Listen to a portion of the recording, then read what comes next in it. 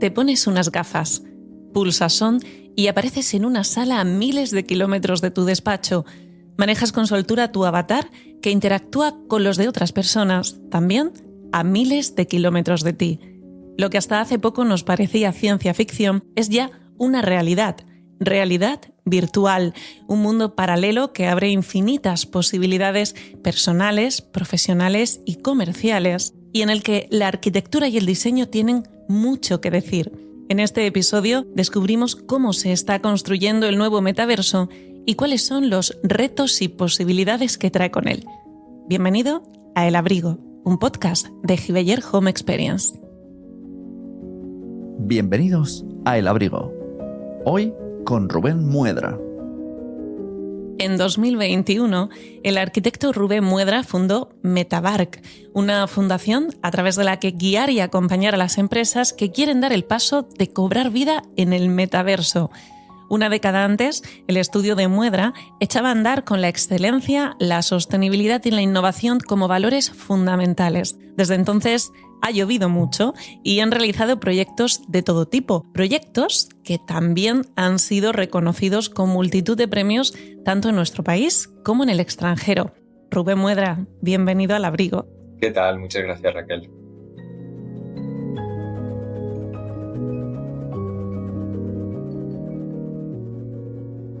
Rubén, creo que cuando oímos hablar de metaverso, para la mayoría es un poco todavía como ciencia ficción, pero sin embargo lo tenemos ya aquí. Correcto, así es.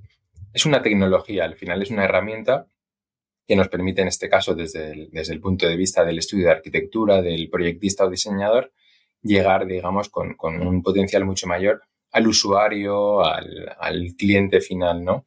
Entonces, puesta en contexto y como estudio de arquitectura, que siempre tiene esta rama de investigación o innovación, nos está permitiendo anticiparnos, mostrar los proyectos con una altísima capacidad inmersiva y investigar, entender cómo va a ser la futura demanda tanto de proyectos como del consumo de los proyectos. Pensad que las nuevas generaciones tienen una forma de consumir diferente y que esto nos lleva a la necesidad de poder realizar proyectos de una forma más rápida, de poder mostrar estos proyectos.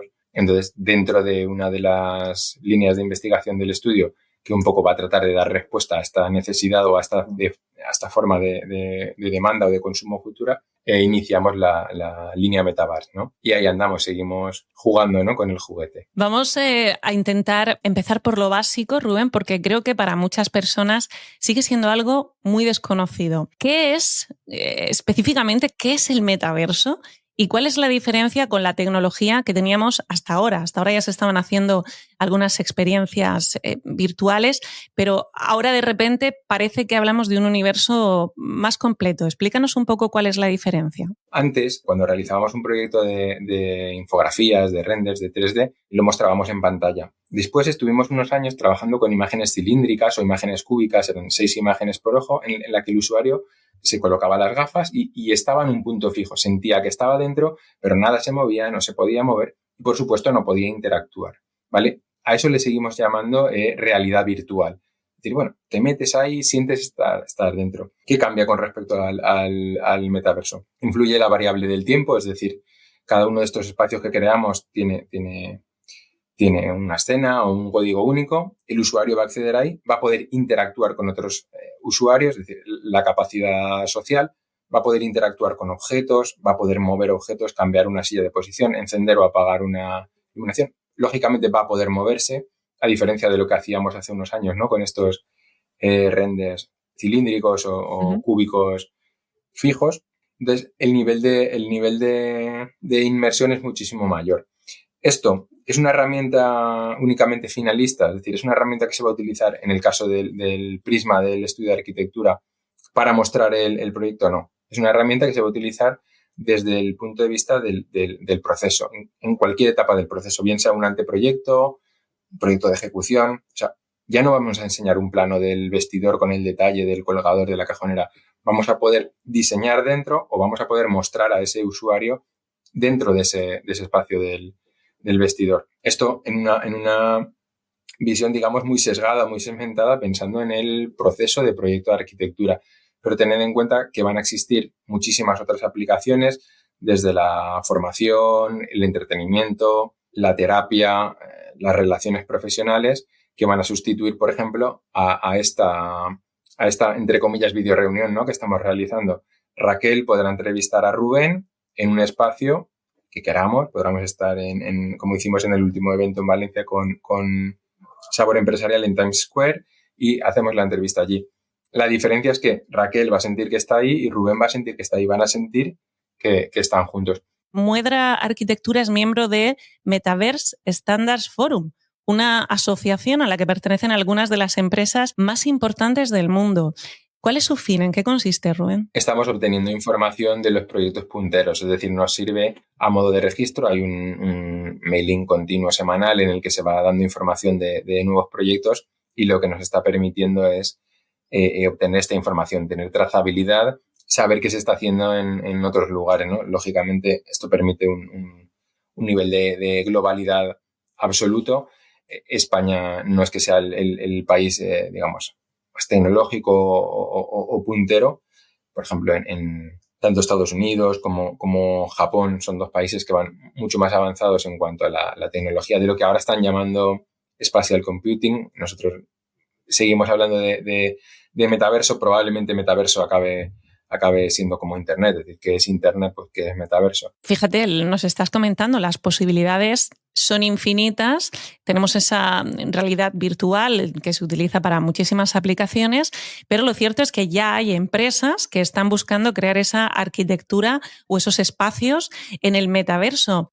¿Qué es lo que más buscan ahora mismo las empresas? Rubén, ¿es hacer showrooms interactivos, flujos de trabajo? No sé, nos comentabas antes, salas de reuniones, ¿son eventos? ¿Qué es lo que están buscando ahora mismo? Todavía, con sinceridad, la primera fase de incorporación, ¿no?, al metaverso pasa por espacios expositivos. Es decir, normalmente la compañía que tiende a ser innovadora o próxima a la tecnología, lo que anda buscando es demostrar ese carácter. Normalmente es más una propuesta del equipo de CEO directamente o de alta dirección o de los equipos de marketing, que buscan corresponder a la tendencia, ¿no? Esto se ha dado con mucha fuerza hace 2 y 3 años. Aparece, igual que ocurrió hace anteriormente, pues con la explosión de blockchain y demás, que luego deriva en criptomonedas y en otro mercado, digamos, más de inversión o especulativo. Aparece metaverso, aparece inteligencia artificial. Pues hay un momento hace 2 y 3 años que las compañías desean tener su espacio. Normalmente un showroom, es decir, una demostración en pequeño de lo que puede ser la compañía. Nosotros, por ejemplo, en el proyecto de Idainature reproducimos un showroom idéntico real. Es un showroom complejo, domótico, interactivo. Generamos ese gemelo digital, ¿no?, en el metaverso. Y ellos lo han estado utilizando en visitas e incluso lo han lanzado a clientes que están fuera de España.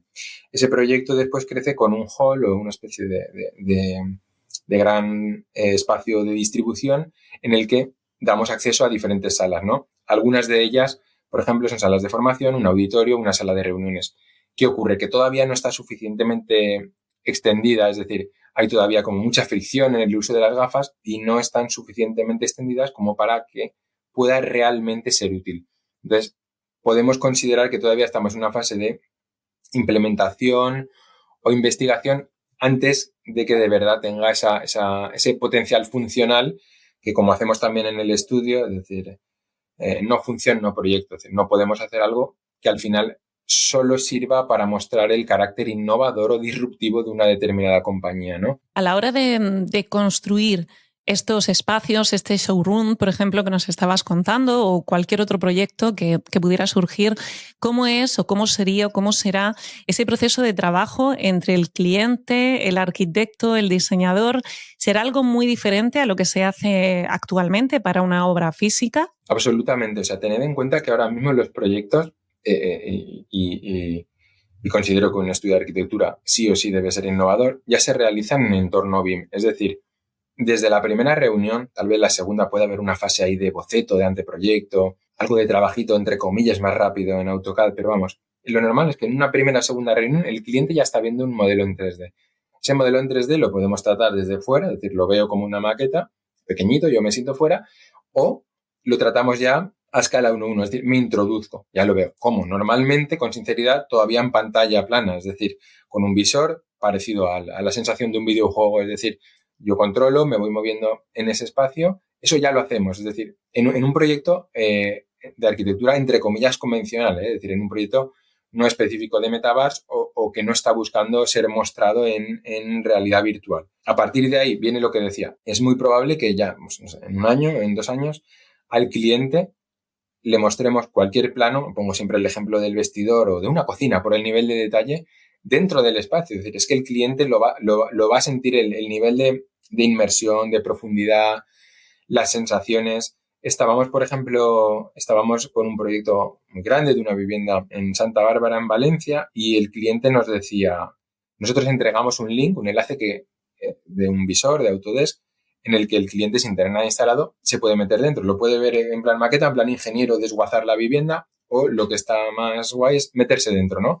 Y dice, ostras, Rubén, es que siento que desde la mesa del comedor, estas columnas, hay un porche muy grande, voladizo, pero justo tiene una pantalla ahí de madera, ¿no?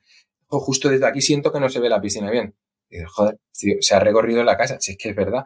Se ha metido, la experiencia cuasi real. Correcto, se conoce su casa y, oye, pues en este caso es un ejemplo claro de una aplicación, de una observación, mejora, corrección, digamos, solicitada por el cliente, pero basada en su experiencia, en su conocimiento de la vivienda por haberla recorrido, porque él lo ve, se mete todavía en pantalla, en este caso se le está mostrando con otro programa nuevo que estamos utilizando de V-Ray junto a 3D Max, en el que realizamos un renderizado indirecto, ¿no? Te vas paseando por la vivienda y se ve un poco pixelado, ¿no? Y te detienes y de repente empieza a calcular, y en segundos tienes un render, una nueva imagen, digamos, hiperrealista de ese espacio. Pues bueno, con este cliente hemos probado este nuevo programa y con el resto de clientes o de proyectos del estudio utilizan este visor de Autodesk, ¿no? Donde tienen un nivel de realismo, incluso el cliente clica en un determinado elemento y te sale una especie de fichita con las propiedades, puede conocer qué tipo de madera, qué tipo de pavimento, el vidrio, las propiedades del vidrio.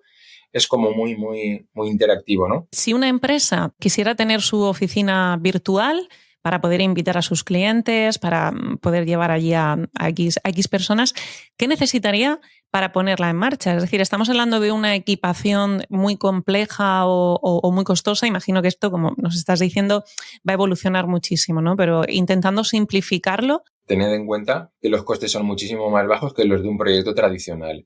Nos ahorramos toda la parte de la burocracia, la tramitación, las licencias. Ahorramos todo lo que son altas consumos. Ahorramos la construcción. Es decir, ¿esto viene a sustituir a la construcción, a la oficina tradicional? No, en ningún caso. Es una herramienta complementaria. Pero el nivel de ahorro que genera, el nivel de aproximación, el romper barreras, romper distancias, no solo geográficas, económicas también, y tiende a igualar. Y esto va a ser siempre bueno. Que va al revés, es decir, un proyecto ahora mismo de una oficina con sus diferentes sedes, una recepción, zonas de trabajo común, zonas de formación, zonas de leisure, de esparcimiento, es muchísimo más económico que solo el proyecto, es decir, solo el coste de honorarios profesionales o de servicios profesionales que ese mismo proyecto con destino construcción. ¿Qué necesitamos? Probablemente un último empujón de la tecnología y esa democratización de los equipos, de las gafas de realidad virtual, que ese empleado de la compañía X, de Dynnature, no tenga que recibir unas gafas de su compañía para poder utilizarlas, que él cuente con su laptop, con su smartphone o con sus gafas de realidad virtual, ¿no? Pero está muy cerquita. El error, bueno, como ha ocurrido también por otro motivo con el teletrabajo, es decir, bueno, depende del caso, depende de la compañía, esto va a poder ayudar. Hay compañías que invierten muchísimo en formaciones, desplazando a muchísimo personal, tanto internacionales como a nivel nacional. Todos estos costes se los van a ahorrar, incluso teniendo en cuenta ya, digamos, la versión sostenible, la capacidad de adaptación, la versatilidad, la capacidad de modificación de un proyecto que es digital es muchísimo más rápida. El ahorro, tengamos en cuenta los desplazamientos, sean incluso desplazamientos internacionales en aéreos, ¿no? Desplazamientos nacionales en trenes, en vehículos, todo eso lo evitamos y hacemos que la gente se sienta... Hombre, no estaría mal el que no se pierda la relación personal, el contacto, por supuesto. Herramienta complementaria, que se vean, que se sigan viendo. Pero, oye, que quería hacer un evento y que necesitaba traer aquí a 60 clientes de China, de México y de no sé dónde, pues hombre, a lo mejor ese evento se va a poder dar y el potencial, la capacidad de alcance que va a tener esa compañía va a ser infinitamente mayor de su equipo comercial, de su red comercial, que en el evento presencial. A día de hoy, ¿cuánto crees que esa experiencia virtual se aproxima a la realidad? Ten en cuenta que al final el 99% de la percepción del nivel de realismo, de conseguir lo que la gente del juego llama la presencia, nos la va a dar el cerebro. Es decir, el cerebro es muy mágico y pensemos que muchas veces ya con una pantalla plana conseguimos sentir que estamos ahí. Aquí la capacidad inmersiva es muchísimo mayor. Lógicamente se está trabajando en trajes sensoriales, sobre todo en guantes. La mayor parte de la percepción nos la va a dar el tacto. Todo esto ya existe, se está trabajando en ello y en el momento que se democratice y que pegue, digamos, la explosión hacia el usuario final, todo eso será muchísimo más económico, básicamente porque existan usuarios y exista negocio, que es lo que todavía le falta al metaverso, ¿no? No hay gafas en las casas, no hay usuarios, por tanto no hay negocio. En ese momento estoy seguro que vamos a poder contar, por supuesto, con gafas que nos hacen sentir el aroma o llegar el olor determinado de ese espacio y con otros elementos, guantes que nos hacen sentir en cualquier parte del cuerpo la sensación, ¿no? del tacto. Pero aún así considero que pasa por esta parte, ¿no? Por la de llevar al cerebro a ese espacio. Siempre cuento para la gente que no conoce o no se ha puesto nunca unas gafas, la experiencia que tuve con mi hija hace 2 años. En aquel momento ella tenía 4 añitos y la metíamos en un espacio, en un hall, ella con las gafas, yo sin las gafas, y le dirigías a un espacio y le decías: ve ahí, en esa mesa central hay un plato, levanta el plato, verás que hay una llave, todo eso lo hace, coge la llave, vete ahí, quita unas cajas de cartón, la niña con las gafas, y ves que hay un bocallave, mete la llave ahí, aparecerá una escalera. La niña hace todo bien, quita las cajas, sin ninguna indicación más. También es increíble los niños pequeños cómo se adaptan a la nueva tecnología. De repente se abre una escalera y aparece como una especie de pasadizo para bajar hacia abajo, se quita las gafas y dice: papi, yo ahí no bajo. ¿Qué ha ocurrido? Es que la niña siente que está ahí. Claro, pero porque la niña siente que está ahí. No sabe que está en el salón de su casa. Olvidó que está en el salón de su casa. Y en ese momento, con el pequeño, el niño que tenía 2 años, hacía algo parecido, o 2 añitos y medio. Él se ponía las gafas si tú le dabas la mano. Y él estaba ahí, giraba y se movía. Si tú le soltabas de la mano, se quitaba las gafas. Sentía que estaba solo en ese espacio. Su papá le había abandonado en ese espacio. Entonces, ese día es el día ese que hace clic y dices: ostras, esto tiene magia. Claro, me lleva a pensar si vosotros tenéis posibilidad de hacer o cómo hacéis, ¿no? Si hacéis algún tipo de estudio, de experimento, de prueba cuando entráis a construir ese tipo de entornos para saber cómo será la reacción, la percepción o incluso la emoción dentro de esos espacios virtuales. Sí, pues del mismo modo que el arquitecto en una fase de anteproyecto coge el lápiz, el papel y la goma y empieza ahí a tachar y a morronar, te vas poniendo las gafas, es decir, te metes dentro, entras ahí, como cuando haces una visita de obra, vas a ver qué pasa, cómo está esto, te metes dentro y dices: oh, esto no es realista, esta madera parece de juguete, no, esta madera no, aquí le falta no sé qué a la luz, o vamos a iluminar así o así. La luz tiene mucho poder, es decir, es muy relevante el éxito de una escena en función de lo bien iluminada que está. Ocurre en el arquitecto, no lo sabemos, pero arquitectos o diseñadores sabemos que en función de cómo esté iluminado un espacio va a cambiar totalmente la percepción de ese espacio, del usuario en ese espacio, ¿no? Pues aquí en el metaverso y en la realidad virtual es idéntico. Necesitamos trabajar muy, muy, muy bien la iluminación. Luego viene la materialidad, las texturas, por ejemplo, los huecos. Lo natural es muy complejo. Todo lo que modelamos asociado a elementos verdes, jardinerías, árboles, paisajes, siempre tiene un punto mayor de dificultad, ¿no? Lo orgánico, verde, nos cuesta mucho más llevar a ese grado de confusión. En un espacio interior es sencillísimo. De verdad que el nivel de realismo que ya se consigue en poco tiempo, con horarios relativamente bajos y con gafas de 300 euros es altísimo. El desarrollo, el potencial que tiene la tecnología es enorme. Rubén, al margen de este metaverso, la sostenibilidad ha sido siempre una de las máximas de vuestro trabajo. Me gustaría traer aquí la reflexión si crees que podemos, en nuestro mundo de carne y hueso, ser también sostenibles sin tecnología, porque nos da la sensación a veces de que Hace 200 años, nuestros bisabuelos podían ser sostenibles sin ningún tipo de tecnología, pero ahora no sé si hemos perdido quizás un poco esa capacidad. Es complejo, ¿no? Y depende de la escala también. Y iniciando desde la globalidad, imagina lo que estamos haciendo en Europa, ¿no? Que siempre somos como pioneros en regulación. A veces como empresario dices, ostras, hay un exceso aquí de regulación. Es que es muy difícil lanzar algo nuevo, ¿no? Porque no sabemos si esto va a ser aceptado, si esto está incumpliendo cualquier protección de derecho o cualquier protección de los usuarios, ¿no? ¿En qué estarán pensando ahora mismo en India, en Pakistán, en China, cuando nosotros aquí estamos en ese nivel de regulación en el que ya ni siquiera la bolsa de la fruta, que es una bolsa que sí que se descompone, va a poder ser una bolsa de plástico, la botella de agua o el brico, el tal, están desapareciendo? Es un mundo complejo. Primero, como usuario, digamos, apelo a la responsabilidad individual. Nosotros lo vemos con los niños pequeñitos, donde se les están explicando cosas, se les está explicando que el planeta se acaba, que el planeta es uno, que no hay copia B del planeta. Nunca nos explicaron, ¿no? A nuestra generación, y no somos tan mayores, nunca nos explicaron, ¿no? En el cole que esto iba a pasar. Entonces yo creo que esta parte de la concienciación desde pequeños es fundamental. En esta etapa intermedia, responsabilidad individual, desde el consumo energético con la iluminación, con los propios electrodomésticos, consumo de agua, por supuesto, que tenemos. Vivimos en un país, y en especial en el Mediterráneo, en una zona con evidentes problemas de sequía, el reciclaje. Bueno, todos vivimos en una vida ultra estresante, todos compramos muy rápido, todos compramos en envasados o en empaquetados. Bueno, es muy sencillo. O sea, hoy en día puedes existir zonas, no sé, determinados entornos urbanos rurales, con ciertas dificultades, pero en un entorno urbano el reciclar es sencillísimo, ¿no? Lo de siempre, ¿tengo tiempo para hacer deporte? Bueno, depende de a lo que le des prioridad. ¿Tengo tiempo para estar con mis hijos? ¿Tengo tiempo para trabajar 16 horas? Es prioridad, ¿no? Si conseguimos concienciar a la población y entendemos que no hay cara B, que no hay planeta B, probablemente esta responsabilidad individual permite que seamos mejores como colectivo, como sociedad, ¿no? Eso desde el punto de vista de persona, y desde el punto de vista profesional, ¿no? Como arquitecto, es decir, desde entender que es un puente térmico. Aquí en España, cuando se proyecta, parece que el puente térmico sea la reducción, es decir, que no haya aislamiento. Eso es una barbaridad. Un puente térmico es una reducción del aislamiento. Debe ser tratado. La integración del ciclo de vida, es decir, entender qué va a ocurrir con esa vivienda entre los 100 y los 200 años. Probablemente la vida del inmueble va a ser de 100 años, pero ¿y qué va a pasar después, no? Entender que los edificios deben ser, digamos, valorizables, que van a tener que poder ser desmontables, o sea, como que va mucho más allá, ¿no? Nosotros empezamos con Passive House, los primeros proyectos de vivienda y de oficina.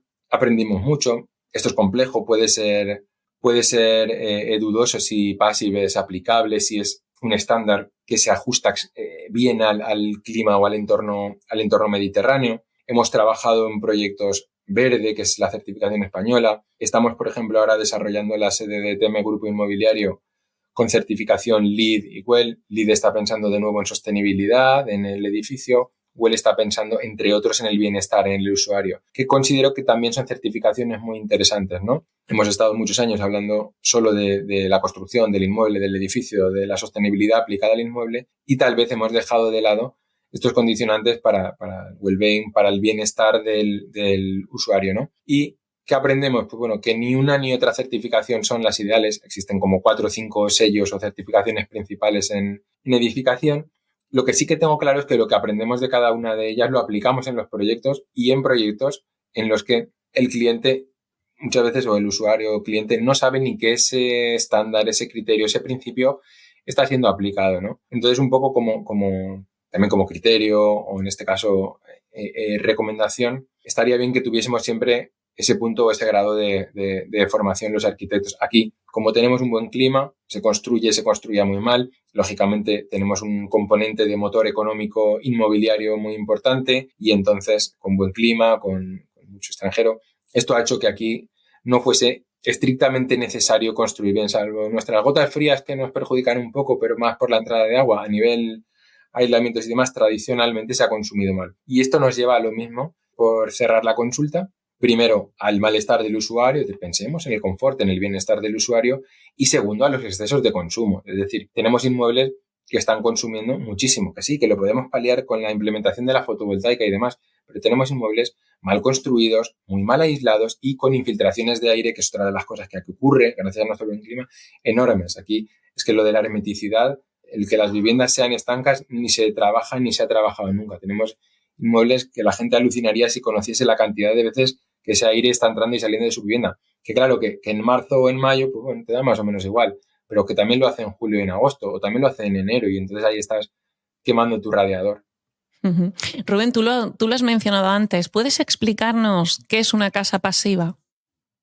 Una casa pasiva es una casa de consumo casi nulo, es decir, existen 5 principios o criterios generales a aplicar, pero básicamente pasa por minimizar el consumo energético de la vivienda, ¿vale? Existe un criterio, una certificación especial para proyectos de rehabilitación y existen varios tipos de certificación en los proyectos de obra nueva. Pero básicamente hay una limitación de consumo energético por metro cuadrado y por uso. Y a nivel de construcción se trabaja muchísimo el detalle constructivo, buscando la eliminación total de puentes térmicos, trabajo de la hermeticidad, eliminación de infiltraciones. Esta es un parámetro que sí que ha incluido ya código técnico de la edificación, y prácticamente en la mayoría de inmuebles ya resulta obligatorio un ensayo que se llama blower door, que es el que determina la hermeticidad del inmueble, ¿no? Medimos la cantidad de renovaciones hora que tiene un inmueble.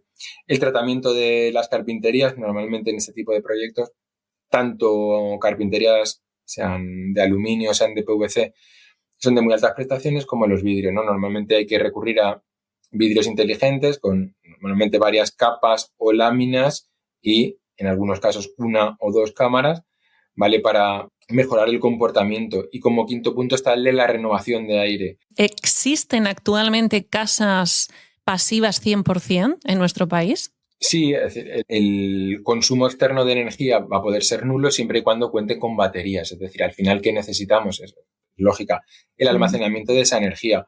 Pero hoy en día la energía fotovoltaica es relativamente asequible, salvo que la vivienda tenga un tamaño, digamos, de cubierta muy pequeñito, tenga una difícil implementación de la fotovoltaica, en especial también, ¿no? En el arco mediterráneo contamos todavía con más horas de luz natural, de soleamiento.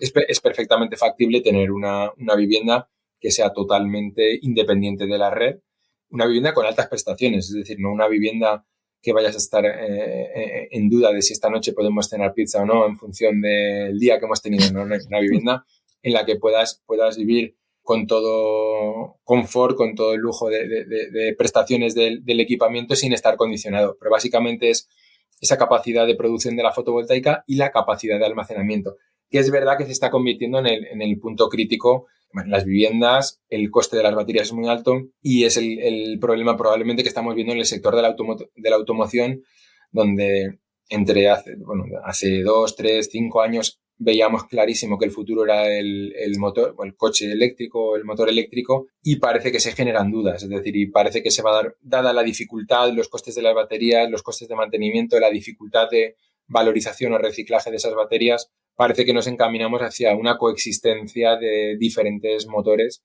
incluso los más avanzados apuntan más hacia el hidrógeno, hablo de automoción, que a la batería. Probablemente en la vivienda cuenta con un espacio mayor que un vehículo, ¿no? Y es mucho más sencillo implementar baterías más durables, de menor coste, ¿no? Pero por supuesto que podemos tener ya casas totalmente pasivas y con niveles de prestaciones a nivel técnico de instalaciones muy alto. Claro, porque a nivel de usuarios, cuando hablamos de sostenibilidad, suele haber estos 2 temas encima de la mesa. Uno es el del confort, que tú comentabas, sí, pero esto me supone renunciar a no tengo suficiente electricidad y no puedo hacer, como tú decías, la pizza o el baño o lo que sea. Y el otro es de carácter económico. ¿Crees que el consumidor medio tiene posibilidades de ser sostenible a la hora de plantear una vivienda? Es más difícil, es decir, en la edificación residencial plurifamiliar reducimos y vivimos así, es decir, cada vez las viviendas son más pequeñas, las parcelas son más pequeñas, entonces estamos hablando básicamente de no se utiliza nada más que la aerotermia sí que es bomba de calor, hay un intercambio de aire y lo que está generando es reducir el consumo de energía eléctrica, pero como fuente de energía renovable primaria es la fotovoltaica, ¿no? Entonces, si tenemos una limitación física, es decir, no hay suficiente superficie en cubierta o en fachadas, aunque la optimización o el grado de optimización de rendimiento de esa instalación en fachada va a ser claramente menor, vamos a poder tener dificultades. Es decir, no sé, pensamos en una torre de Benidorm de 100 plantas, ¿qué superficie de fotovoltaica necesita? Es verdad que esa parcela va a poder contar con un gran espacio libre y que habrá unos garajes, unos aparcamientos de exterior que podrían contar con esa fotovoltaica, ¿no? Pero se da este grado de no proporcionalidad, ¿no? Tenemos demasiados usuarios, demasiado consumo y poca superficie de captación de fotovoltaica. ¿Esto que está llevando? A que muchas veces la fotovoltaica acaba apareciendo y siendo rentable en estos grandes parques de fotovoltaica. ¿Qué ocurre? Que esos parques de fotovoltaica no suelen ser bienvenidos, afectan muchísimo al entorno natural, a la estética del entorno natural, y estamos viendo como cada vez el usuario, el vecino del pueblecito X o el pueblecito tal, quiere la fotovoltaica, pero justo no la quiere en su término municipal y justo no la quiere al lado de su campo de naranjo, ¿no? Si puede ser en el pueblo de al lado que yo no la veo, mejor, ¿no? Y se está generando esta problemática, ¿no? Actualmente. Entonces, no es sencillo que el usuario medio acceda a una vivienda de consumo casi nulo o a una vivienda que pueda, digamos, subsistir únicamente con una energía renovable. Hoy en día no. Lógicamente la tecnología avanzará, están cambiando muchísimo la forma de construir los paneles, las propias celdas de los paneles, no solo porque son más eficientes, cada vez son más pequeñitas para misma eficiencia, pero no soy un especialista en fotovoltaica, pero intuyo que todavía nos falta mucho desarrollo para que en un entorno urbano en el que hay mucho habitante, muchas plantas y poca superficie de cubierta, podamos ser independientes con la fotovoltaica. Rubén, como estamos viendo, en vuestros proyectos mezcláis muchos conceptos importantes: sostenibilidad, innovación, tecnología, creatividad. ¿Hay un proyecto del que estés más orgulloso? Bueno, es difícil, ¿no? Son como tus hijitos, a cada uno le quieres más por tus hijitos de verdad, a cada uno le quieres más por algún motivo. Siempre lo explico, ¿eh? Es decir, el proyecto es y será siempre del arquitecto. Es verdad que el cliente, el promotor lo paga, es decir, él vive ahí, pero joder, él lo puede vender, lo puede transmitir. Normalmente a los hijos no se pueden vender, son tuyos para toda la vida, ¿no? Y acaba ocurriendo eso, incluso pasa, es decir, tenemos inmuebles que hemos proyectado con mucho cariño, que el cliente ya ha tenido cierta rentabilidad y lo ha transmitido, y es que ya no es su vivienda, ¿no? Pues dicho esto, y teniendo en cuenta que son para toda la vida y que cada uno tiene sus cositas especiales, por ejemplo, hablando de edificación corporativa de oficinas, la sede de Idai Natura es un edificio con el que nos sentimos muy, muy identificados, ¿no? Y en edificación residencial, proyectos de estos más pequeñitos, del principio del estudio, a los que les tienes mucho cariño, por ejemplo, Casa Concreto, que es una casa de hormigón en Aldaya, en Valencia, que es una especie de escultura, es un proyecto súper bonito, ¿no? En el que el cliente confía en ti y, oye, juntos, al final necesitas siempre un buen cliente, consigues un punto ahí de provocación muy potente. O Casa Brisoleil, que también es una casita donde dices, ostras, ¿cómo consigo hacer algo aquí especial en un entorno así de entre medianeras, de adosados que no tienen mucho interés? Y cómo con ese grado de confianza previo, de fe que tiene en ti el cliente, consigues hacer algo muy chulo. Luego ya llegas a proyectos mucho más grandes, a residenciales o viviendas como mucho más potentes, que también tienen ese punto ahí de gracia, de pellizco, de belleza, pero probablemente estos proyectos que te han permitido crecer en fases más iniciales, pues les tienen más cariño. ¿Y tienes en mente algún reto, algún proyecto que todavía no haya ocurrido, que todavía no haya llegado, pero que te gustaría que llegara? Bueno, probablemente algún espacio público, algún edificio público, alguna obra pública de mayor escala, o sea, desde un edificio de congresos, un palacio de congresos, un museo, algún proyecto de ese tipo. Es verdad que el día a día nos lleva a estar siempre saturados, a trabajar mucho con el cliente privado, ¿no? Digamos, y a no tener tiempo para presentarnos a concursos o a licitaciones públicas de la administración. Pero creo que también el estudio debe llegar a este tipo de proyectos que a veces también te permite la oportunidad de por volumen, por emplazamiento, lograr obras todavía como más icónicas, digamos. Rubén Muedra, ha sido todo un placer charlar contigo. Gracias por asomarte a nuestro abrigo. Gracias a ti, muchas gracias, Raquel. Y a ti que nos escuchas, gracias un día más por estar al otro lado. Nos vemos en el próximo episodio de El Abrigo de la mano de Giveyer Home Experience.